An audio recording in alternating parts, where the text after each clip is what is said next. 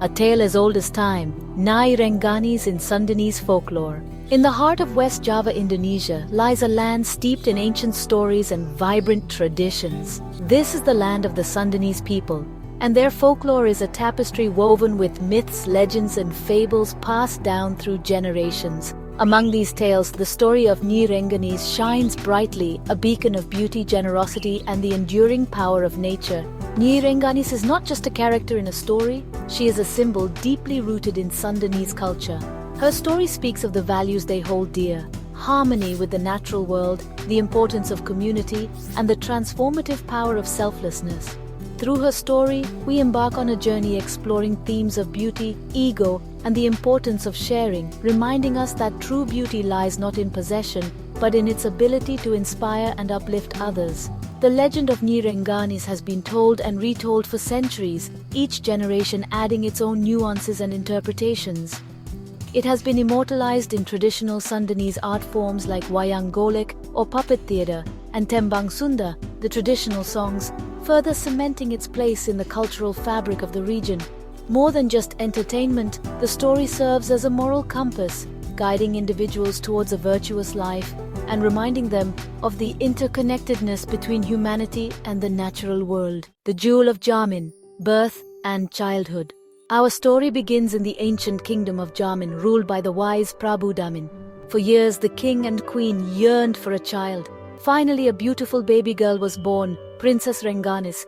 Her extraordinary beauty captivated all who beheld her. Rengganis excelled in her lessons. She felt a pull towards the natural world. Rengganis could communicate with animals. The forest became her sanctuary. Daughter of nature, Rengganis and the whispers of the wild. Rengganis' connection to nature deepened as she grew older. She possessed a unique ability to understand the language of the forest, the rustling leaves, the gurgling streams, and the songs of the birds.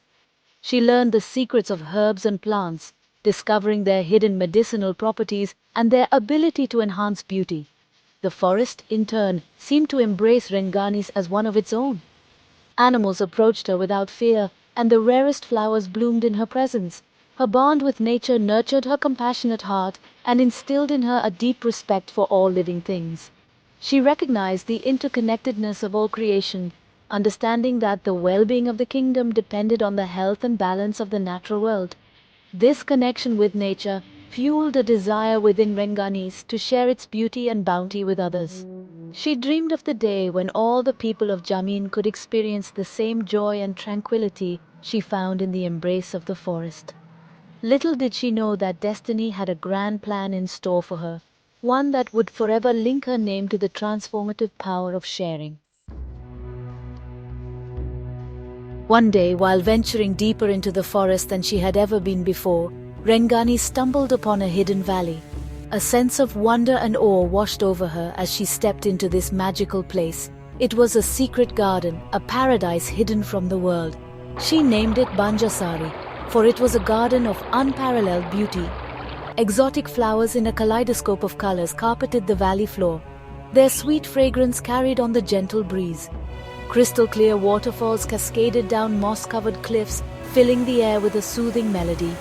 Butterflies with wings like stained glass flitted among the flowers, and the air hummed with the sound of unseen insects. Rengganis was enchanted by the beauty of Banjarsari. However, she could not bear the thought of keeping this paradise to herself.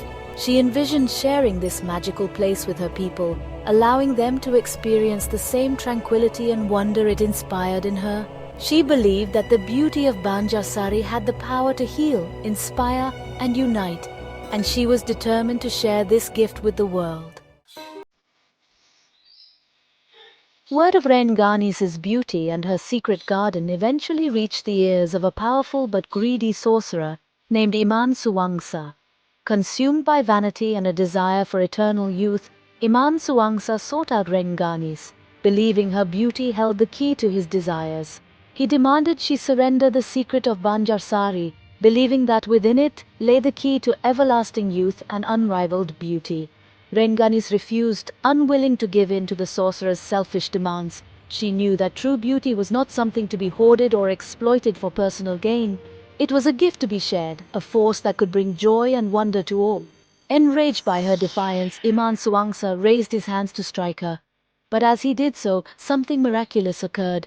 The earth trembled, and from the heart of Banjarsari, a jet of water erupted, carrying with it a flood of colorful flower petals. The deluge swept across the kingdom, spreading the beauty of Banjarsari far and wide.